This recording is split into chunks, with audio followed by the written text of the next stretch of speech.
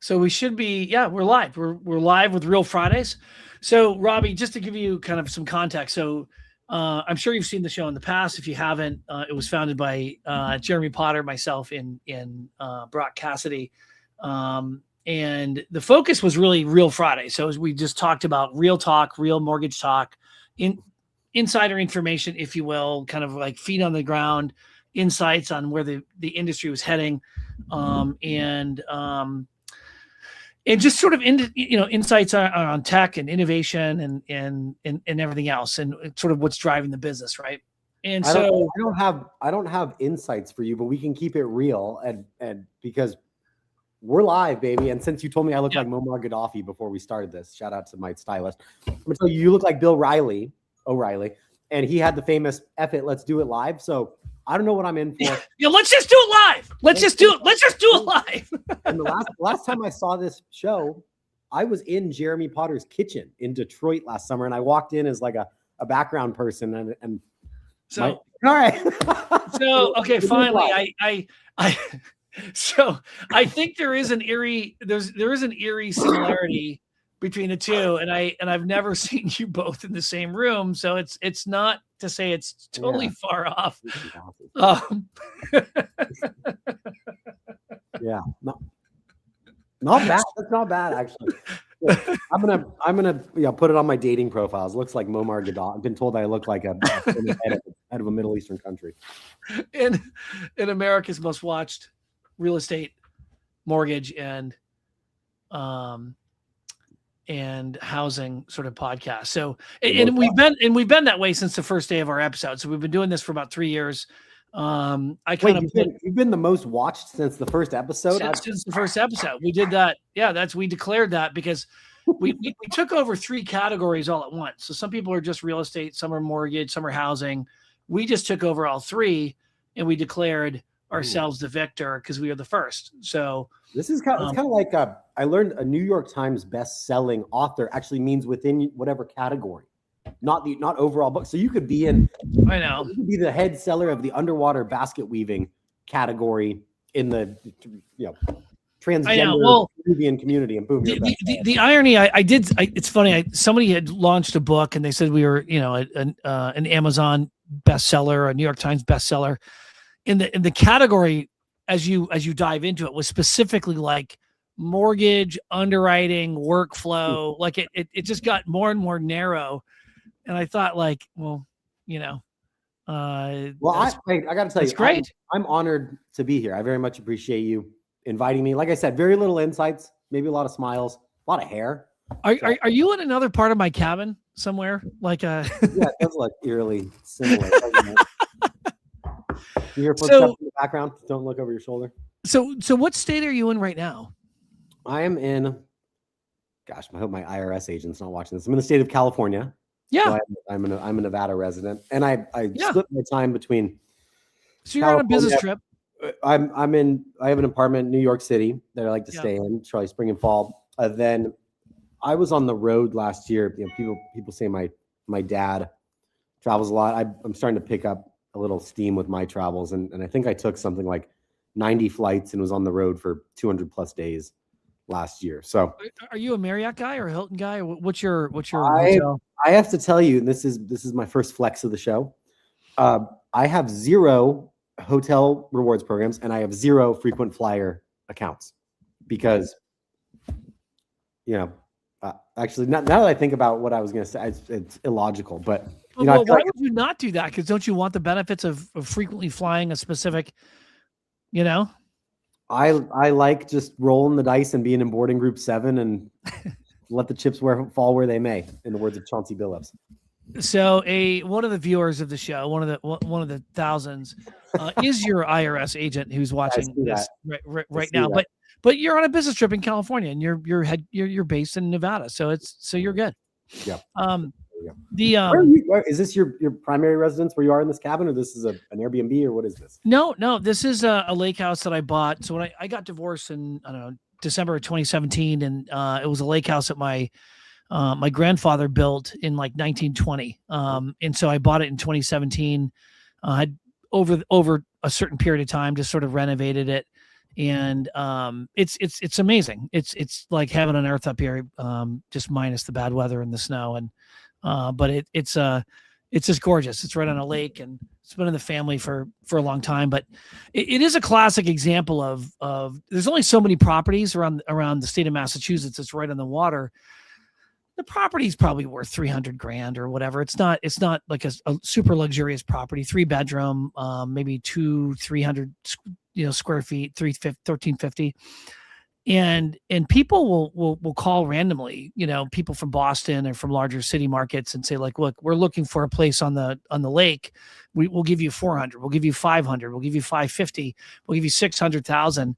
And it's been in the family 100 years. So it's like, there's too many relatives that would haunt me for selling this place, and my kids love it. Cool, man. I'll do you one worse, better, worse. Yeah. I'll do you one worse. My stepmom apparently has listed my phone number on a bunch of her properties that she owns. And so I get spam texts all the time. Hey, we're looking to buy your property, this vacant lot. We're trying to buy this vacant. I'm like, how did you get my number? How's it involved with it? My plumber just came by. We're doing this live. I told him to get out of here. I'm in the middle of a 3 remodel here. And I was thinking, actually, on one of my bike rides the other day, how cool, I think cool is the wrong word, would it be to do a show like MTV Cribs, but in the mortgage industry, of like, take me inside Rick Rock's secret lair, Yeah. Oh, Robbie's apartment in New York, whatever. And we could, here's my 1992 Toyota Camry that has 200,000 miles, like life and times of a mortgage banker sort of thing. So yeah, I what's funny is I've often thought about that, having like that kind of Bravo kind of real mortgage banker housewives kind of show, but there's just, and there would be plenty of drama. And you're engaged, right? So we could get your lady on there. Yes. Yeah. Well, there'd be plenty of drama to showcase on that. I'm sure, Rick. I'm sure. So the question I have, do you even know how I got to know Rob? No, you piqued my interest though. So years ago, wait, can I say something? You've always been very, very good to us. I really appreciate the work we've done with you. You've always been good at signing up clients for advertising with us. You've always been very respectful to me. I very much appreciate the relationship we have with you. So thank you sincerely. Yeah, no, look, Rob's been, he's a good sort of academic, and he's a good capital markets guy, a good connector, fun. But I met him when he was at RPM back in like 08, 09 time frame. And I remember meeting with him. I was an executive at Calyx at the time, running sales and marketing and business development. And I was speaking at, 50, 60 conferences a year. At the time we were 60, 70% of all the loan flow was touching point at some point in time. And so I'm trying to think. So basically he called me because he wanted to launch this publication, right? He wanted to launch this blog, as he called it. And you can't do it without the blessing of Rick Rock. I'm with you. I'm following you. Well, I mean, it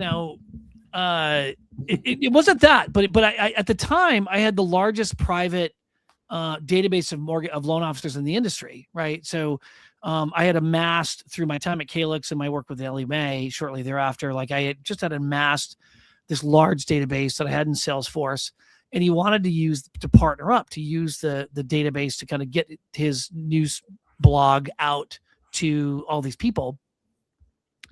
And I was using it for like acquisitions and M&A and recruiting purposes and that kind of thing. So we met at a pizza shop in Berkeley. Okay. It's probably Zachary's that does deep dish, which Dave Portnoy just rated it like an 8.1 or 8.2 on his pizza review. Which is massive. Especially for deep dish. And I will stand by saying Zachary's is some of my favorite pizza. And he doesn't, what's funny is Dave doesn't like, he's a Boston guy, and he doesn't like deep dish.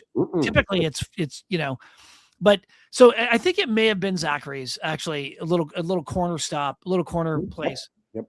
And I remember thinking to myself, like, this is the dumbest idea. Like, you want to do this thing called the Chrisman report, and it's a blog on capital markets and warehouse and investor updates. I'm like, this is the dumbest idea. No one is going to read this blog, Rob. Like, don't waste your time. It's a bad idea, right? And so I didn't help him. I just was like, yeah, I don't know. I mean, I don't know if I want to, and we talked about doing Rick and Rob. We talked about different ideas, different renditions of like the Chrisman report, like the Rick and Rob report, or something like that. And I kind of blew him off, so and so despite of my rejection, it has been really an industry pillar, for, news, communications, recruiting, employment, and just, updates. I'll say something quickly on that. What my dad has built has been incredibly consistent and incredibly authentic. And it's grown to be respected. And the reach of it never ceases to amaze me. And so I view myself as a steward, a good steward, to keep that going. Our core mission being bring value to the industry, bring awareness and insight and good commentary. And so we've expanded a little bit here, but to his credit, the reaches of it never cease to amaze me. I'll give you two quick examples. One is last year at MBA Advocacy, and maybe people have heard me say this story before. Elizabeth Warren came and spoke, and she was scheduled for 30 minutes, and she spoke for about 8, and then tried to leave. And people were like, "Don't you want to take a couple questions?" She took a couple from the people of Massachusetts, and then she left, and it was like 12. And so I wrote about it the next day, and I heard people got back to me and said, "We heard Elizabeth Warren's aides on the Congress, hallway, in the Congress hallways, being like, 'Oh my God, did you see this negative press in the Chrisman report?'" So I was amazed there. And then secondly, I'm pretty close with the guys at Figure. I used to work with them at SoFi, and they announced a funding facility with 6th Street this past year, $200 million, something like that. And there was an exclusive that Bloomberg had, and I got the Eastern versus Pacific times messed up, and we released it about an hour before it was supposed to go live to Bloomberg. Well, Wall Street Journal picked it up from us and ran it and gazumped Bloomberg, and Bloomberg was not happy about that at all. So just the reach that he's been able to gain is great. And I'll say one more cynical thing, just because it's a Friday and I'm on one, I guess. There's a whole echo chamber of LinkedIn all-stars. They love to, "Oh, you're so great. Oh, listen to my," blah, blah, blah, blah. He barely has a LinkedIn. But on top of that, his circle is CEOs of these big companies. You want to talk Matt Ishbia and David Spector and Mike Cagney and Bill Cosgrove, and like these guys, these big industry titans. That's who he runs with. And so I don't think he knows even what goes on in the LinkedIn talkosphere or whatever. So, which is kind of cool. Second flex of the day, maybe more authentic flex than me not having frequent flyer miles. But do you even have a LinkedIn profile? I was gonna say I tried to look you up, and you don't have a LinkedIn profile. Don't worry, our friend Bree Lees is who's we brought on as a CMO, and she's been phenomenal as trying to get me on LinkedIn. Maybe for Christmas this year, Bree, I'll do it. And actually, I should say, since I brought it up, we've been able to start this thought leadership section in the expansion of Chrisman as one of these pillars. She published an article on our site this week about women in mortgage banking, which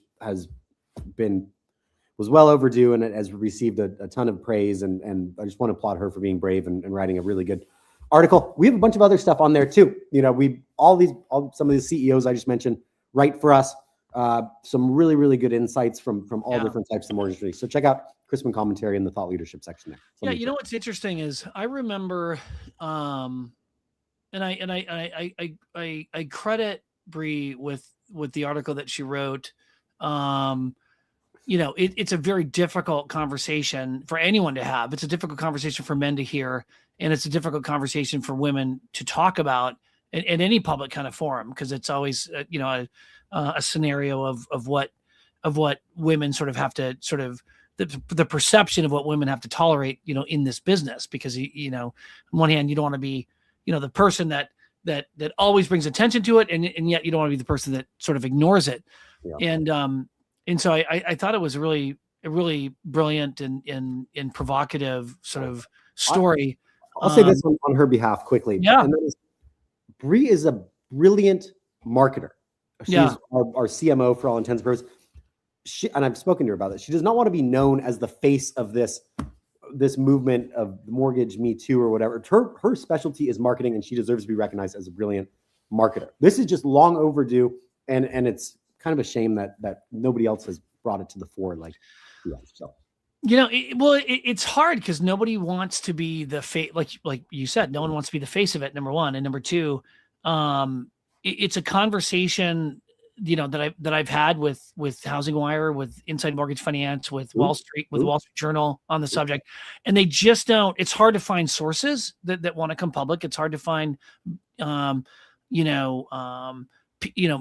who want to sort of talk about the subject. And it is challenging. And I remember I wanted to share with Bree the story that I remember back in I used to be managing editor of a publication called the Niche Report.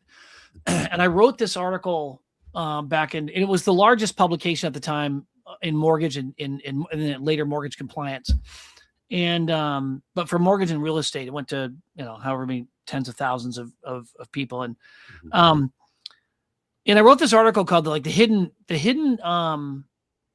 racism in underwriting. And I just talked about how this one particular story, I think this was in 2015, actually, I wanted to get this particular lender out of Michigan licensed in the state of Massachusetts. And they basically said, well, Rick, there's just too many CRA requirements in the state of Massachusetts. We don't want to lend in Massachusetts. And I said, well, what do you mean by that? And they were like, well, there's just, and I was like, well, I don't understand. Like, we'd have to do sort of urban lending. And I'm like, well, what's urban? What do you mean? Like, what urban lending? And they were like, well, I'm like, no, I don't know. Like, just say the quiet thing out loud. And finally the CEO was like, these Black families and these Latinos, like, they don't pay their bills on time and they don't have jobs. And it just sort of laid this out. And I'm like, this is sort of the CEO of the company who was CFO, went to become CEO and started articulating a message across underwriting that basically he didn't want Black and brown sort of Latino, like the Black and brown community loans. So the whole LMI piece, forget it. He just wanted to be sort of a vanilla lender. And I've always been, my family lived in Puerto Rico for 10 years and moved to the United States. I was born in Syracuse, but several of my siblings were born in Puerto Rico. And it was just one of those things where it was like, I don't get it.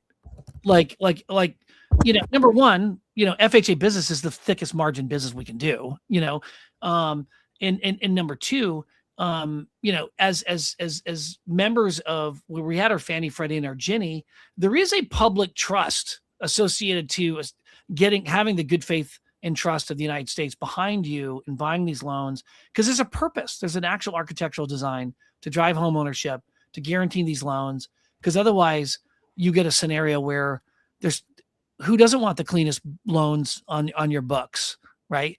So long story short, I got a phone call from a very prominent CEO in the business, and the guy said, Rick, if you ever really want to work in this business, don't write another article like that, and it was very, and I was, I'm kind of a lot like Bree, where I'm just like, F you, like, what are you talking about? Like, this is the hill I'm going to die on, right? I'm going to take this right, and I'm going to keep writing about it, and I'm going to keep after it. But it was shocking to me to be that kind of, to be targeted in such a way where someone was like, look, don't call us a bunch of racists. And I'm like, look, I'm not calling everyone a bunch of racists. What I'm trying to say is, like, if you're afraid of doing Black and brown loans, I'm not calling you a racist, but I think there's racial undertones to that kind of attitude that need to be understood and need to be reflected upon, because there are plenty of Black borrowers that are paying their bills. And there's plenty of Latino borrowers that, in fact, Latino homeownership and the default rates are relatively low because homeownership means that much, within the cultural community. So it was just one of those things. So a lot of emotions and a lot of thoughts kind of went through my head. Yeah, I mean, does it? And I can answer this too. Does it make you think about the way you're perceived or your own behavior, just being that much more aware of the ways? 100%. Things that I've done wrong, things that I probably wasn't quite as sensitive to, and things that in opportunities that I could have taken advantage of that I didn't. Right, and showcasing good female thought leadership in the business. I've always thought that that women in the business really should have other female mentors in the business, because there are incredibly successful women in this business that have carved an incredible path in arguably potentially a much harder path over the last 30 years in this business.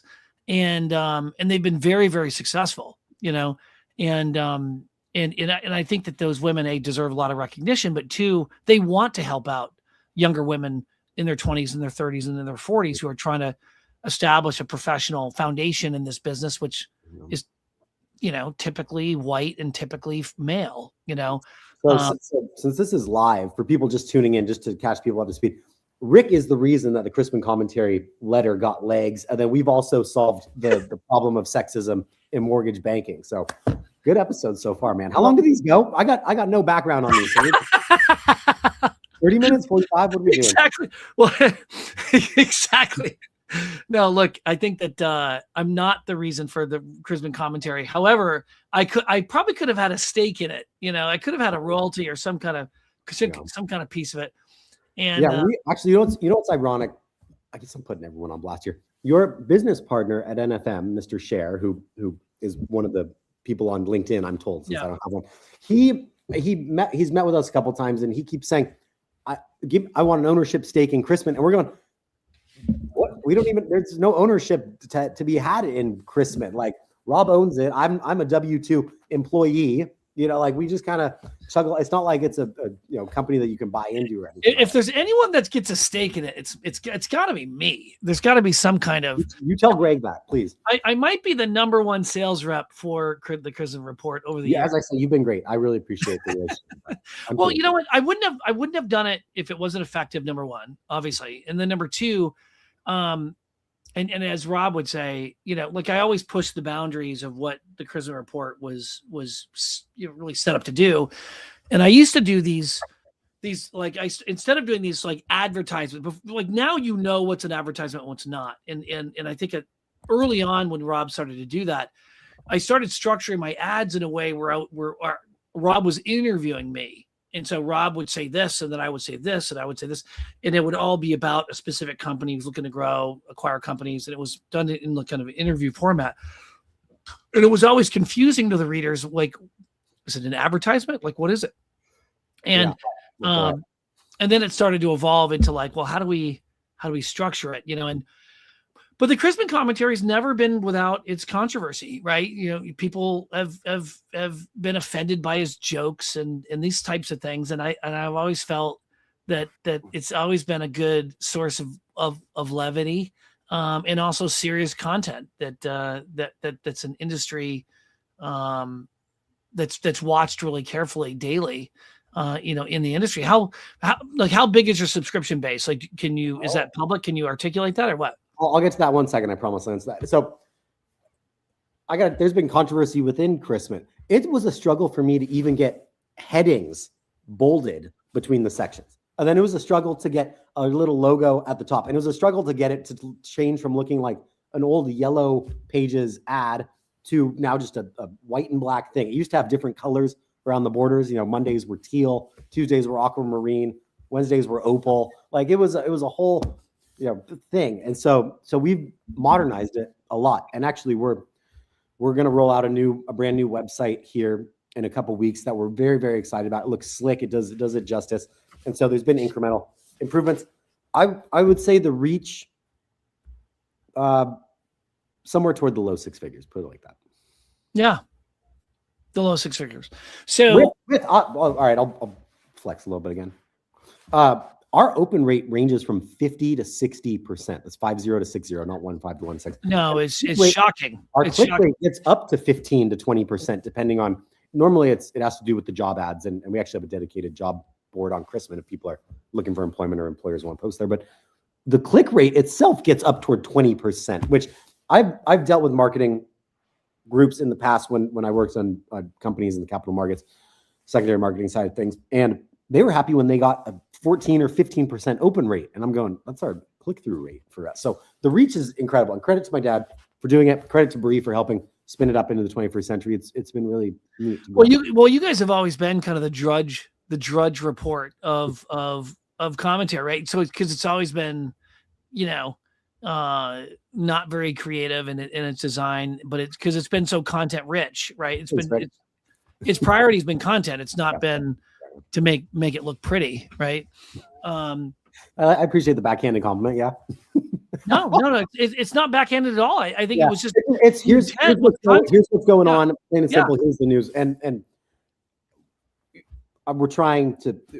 I guess I'll put my dad on blast too, since I put everybody else on. He started to talk more and more about Trump this last year, and I'm going, hey man, we are a news outlet. We don't need to be having people know political orientation one way.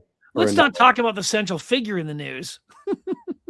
Well, there's a way to do it. That's here's what happened, and there's a way to do it of I can clearly see you're for this person, or I can clearly see you're against this person, and I don't think it's our place to tell you if we're for or against. I'm just here to state what's going on and the impact on markets. Yeah. My 2 cents. So you've talked a little bit about what you're doing with it, like because the reach is massive. It's real estate, it's investors, and I do a lot of investment or consulting with investment banks in New York and San Francisco, and they all subscribe to the Chrisman report because I encourage it. I'm very public about it. So what would Sure. where are you going with it? So the commentary itself, the report, the daily email launched back in 2008 or so. The podcast, our daily podcast, launched 2021. It's daily. So I think we're at like 1,300 episodes now, which is crazy. I hand edit every interview. And so the commentary, then it was, hey, I want an audio version. And then we said to ourselves, how do we get the next generation of brokers and originators, production staff, capital markets folks to realize the value of this? And granted, some people are very good, like Matt Ishbia at UWM will tell every new employee sign up for Chrisman, that sort of thing. But for us, it's how do we reach people where they are, whether that's, so I've tried to partner with people in terms of, we have the thought leadership I mentioned. We've launched video shows to have a new form of media where we brought in industry personalities onto those shows to help reach their audiences. So beyond doing video shows, beyond doing more writing and bringing people kind of under the umbrella, we've had for forever our job listings. We brought our job board in-house. So now we have the largest dedicated mortgage industry job board out there where jobs are posted every day. People can search for jobs. My dad has said for a long time, it's his goal, like in a utopian fantasy, to place 10% of all people in mortgage into their current roles through us. So that's a nice altruistic thing. That's incredible. And then beyond that, we've, excuse me, I've had pneumonia these last couple of weeks. You see me coughing or yeah, that sounds terrible. Oh well, I normally sound terrible now, just a little more. And then we launched this last year. Now you look terrible and you sound terrible. I'm jealous. I love the. Well, you do have good hair too. So, anyways, we launched Chrisman Marketplace, and that was marketplaces have been tried before, but our thought was we are a very unbiased party. It's not like we're MBA that only has members or ICE that only has people that use ICE in terms of their market, but we are an unbiased place for people to go and see who's out there. We don't play favorites. We've had companies say, can we be the only LOS that sponsors Chrisman? We say, no, we're open to everybody. So we launched that. It's meant to be an interconnected web of like, if you want to build a tech stack, but also a running PR feed for companies. If you do a white paper, if you put out a case study, if you have a press release, if you do a video show or a podcast, that all lives on the profile pages. So it's not only a one-page PDF of like, what does this company do? It's also how do they interact with other companies and what's the latest and greatest from them. So that continues to gain momentum. I think we have nearly 150 companies on there across the mortgage ecosystem. It's going to be even better when we relaunch our website here. And then on top of that, we've built with our video shows this beautiful infrastructure of a network kind of with being able to promote and create and disseminate. And so we're working on launching Chrisman Studios, which will be another silo of Chrisman. That's basically, there's all these people out there that want to do their own shows or podcasts kind of like this.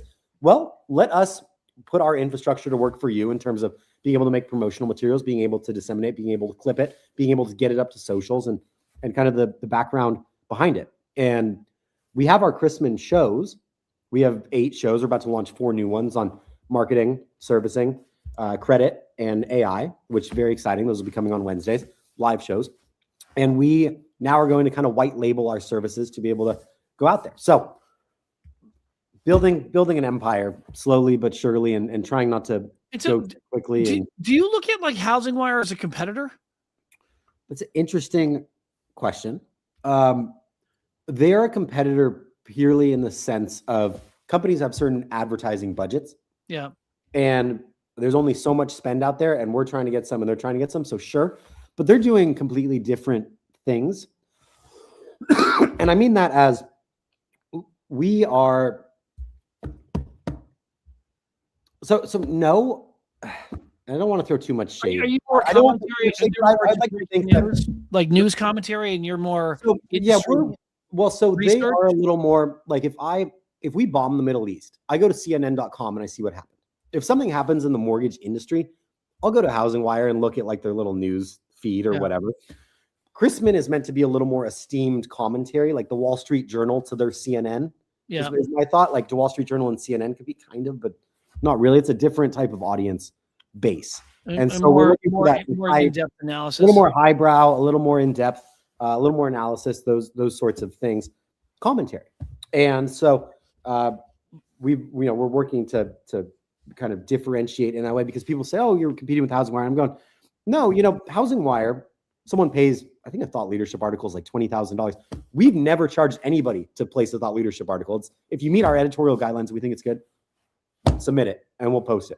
And the last thing I want to be seen for, especially considering the roots of Chrisman, is paid to play. Obviously, people place ads and that sort of thing. But in terms of being able to have your voice heard, or for us to give you a spotlight in other ways, I don't want people to think it's, let me write a check and then I'm in with the Chrisman people. It's very much earned media with us. And so I think that's a big differentiator there. People can disagree, but that's my take. No, I think that's a good way of saying it. I do think that there's a complementarity between what they're aiming to do and what you're doing. And given your reach, I don't know why they wouldn't acquire you or acquire the Chrisman commentary by HousingWire or something like that. Like, why would you be open to something like that? Well, so it's so funny you asked that. Dave Savage sat me down at Mortgage Innovators a couple years ago, and he said the same thing, and I haven't spoken with him since. So this was nice talking to you. Why have you not spoken to that? It's a valid question, and what I would answer that with is, it just shows your value. I mean, it shows your granular value. I'm not too offended. Don't worry. So my thought is, I'm not building this to sell it. I'm building this to build it and have it and be this very valuable thing. And I was going to say, maybe it weans off some advertising dollars from HousingWire in the process, but my goal isn't to build it to sell it. And the last thing I want private equity to come in and tell us what to do or give me some golden handcuffs so then I'm beholden to something else. Like, I love the space that we occupy. I love the freedom. My dad makes a good living. I have a nice little cabin, and we're doing all right, and we like what we do. And so there's no intent to sell out. We receive calls from private equity firms, and it's kind of like, not now. Maybe talk to me in 30 or 40 years if I'm ready to retire, but no time soon. Yeah, I think the question is just a function of because people do deals for different reasons, and sometimes the strategic direction, products. I could see, like a platform to share industry white papers, an environment where real hardcore research in real, like when somebody says, hey, SnapDocs is a great company, for instance. I'm a big fan of it, and they and they talk about, they'll do a white paper and say, like, we lower the cost to close loan this amount of dollars. We'll do something, where you can pick up an extra 15 or 20 basis points in your investor delivery because the cleanliness of files, of getting rid of like errors and omissions, whatever, right? But like beyond the marketing talking points, where's the data? Like a repository where you can upload industry data across, verticals and technology platforms, so that people who are looking to make buying decisions have a one stop where you can actually see, like, here's some research and the actual data. Richie May, it's an accounting firm, right? But they have one of the best data aggregations, right? Because they have a tool that can extract, non-disclosed who it's coming from, but industry data that gets pulled from lenders that are using from an accounting standpoint, their accounting services. And it's really valuable to be able to log in and be like, shoot, am I spending too much money in marketing? Am I spending too much on LO comp? What's my product mix should be in relation to this stuff, So I do think that as an industry connector, you guys have a lot of directions and a lot of opportunity. Yeah, and it's tough too. We get approached with people with great ideas, like the one you just said, and they want to part of it. And I'm going, we're already so busy with expanding the stuff, with launching a new website and making sure it's great with all the different offerings we have. I don't have time to start. So I'm trying to really hone in on the things that we're doing now before continuing to just proliferate what we built. I'm trying to do it thoughtfully and methodically. And like I said, be a good steward of what my dad has built. And sure, there's demand for industry awards, or maybe there's demand for a executive conference, or I don't know, whatever it is. And we're going, or maybe there's demand for merch. People want merch, but we have slowly type things versus just let's do it, and then you haven't thought it out, and suddenly you're in a bit of a quagmire. Well, this is actually, I put together a list of every single mortgage conference in the country, right? And this is where we're at now. We just had the New Jersey MBA, and this is everyone that I think exists. And there's hey, real quick, we run an industry event email every single Monday, and we have an industry event calendar on our website for people looking for just this type of thing. So I did not know that. So you're not subscribed to our industry events. Are you subscribed to our daily email? I do get daily emails, from you guys. But so industry events on Mondays. We put out a thing every week with all the webinars that we hear about, with all the interesting. Okay. Coming up. Yeah.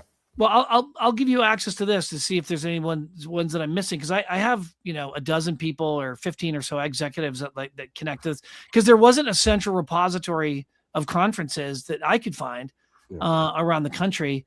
And I was going to say, please don't add a Chrisman conference.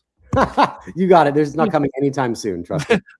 Please don't, because it's the last thing we need is an 83rd conference across the country when we look at all the broker conferences and all the lender conferences, state conferences, association. Well, here, can I do this? Can I share my screen briefly? How do I? I don't know if you can. Can you? Oh, wait. Share screen. Share screen. See if I can do this. This. Okay, so you can see this now. This is our email comes out. Hey, here's just a little summary of what's going on. Here's all the industry events this week in terms of conferences. Here's webinars. Here's our video shows this week. Here's what's going on the podcast. Simple email.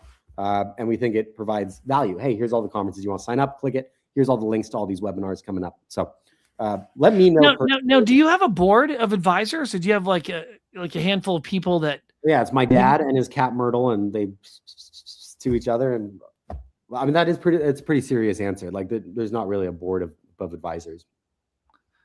So are you recommending that?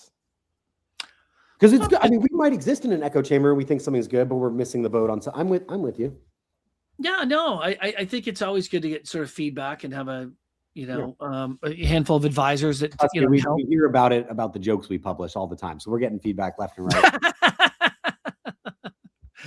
Well, that's great. Well, look, I've appreciated, the conversation. I think that, what conference are you going to next? Are you going to be at the gathering? Well, come on. I told you at the start, I took 90 flights. I've really tried to scale it back this year. I think my next conference, excuse me, is secondary in New York. Wow. So you're not going to go to the MBA Texas or? I was scheduled to go to Mortgage Innovators and MBA Texas and all that. And I cleared it because I got burned out a little bit. And then on top of that, my dad is he's traveling internationally a couple times coming up in April and May. And so I'm trying to be in one place. Invited me to the advocacy. Bree invited me to the advocacy conference. And so I know I'm going to the advocacy conference April 14, 15, 16 timeframe. I was supposed to go to that. Kristen Messerly invited me, and I said, yeah. So I have to, like I was about to say, I have to write the commentary in its entirety for a good chunk of April and May because my dad's offline, and so trying to kind of. So you'll be up releasing at 4 a.m. I am up at 4 a.m. regardless to do the podcast and write the capital markets every day, and I am upset when he leaves because I then have to wake up early on Saturdays as well. I'm like, we really have to put out a Saturday thing at 5:30. So that's what I have to look forward to coming up. Well, to your point, when we started the podcast, I think that one of the strengths has been the consistency. It's the content and combined with the consistency. It's one thing to throw something out once a week or whatever the case may be, but to be able to do it every single day, you're like the paper boy, that